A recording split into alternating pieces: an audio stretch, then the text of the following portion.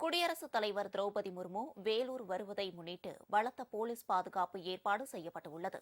வேலூர் அருகே ஸ்ரீபுரத்தில் ஸ்ரீ நாராயணி பீடம் தங்க கோவிலில் உள்ளது. வெளி மாவட்டங்கள் மற்றும் வெளி மாநிலங்களில் இருந்து தினமும் ஆயிரக்கணக்கான பக்தர்கள் இங்கு வந்து வழிபட்டு செல்கின்றனர். இந்நிலையில் குடியரசுத் தலைவர் திரௌபதி முர்மு இன்று திருப்பதியில் இருந்து ஹெலிகாப்டர் மூலம் வேலூர் ஸ்ரீபுரத்துக்கு வருகிறார்.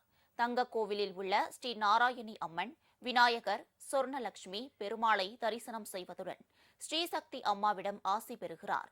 பின்னர் தங்கக்கோவில் அருகே ஸ்ரீ நாராயணி ஆயுர்வேத மருத்துவமனை வளாகத்தில் 5 கோடி ரூபாய் செலவில் கட்டப்பட்டுள்ள தியான மண்டபத்தை திறந்து வைக்கிறார்.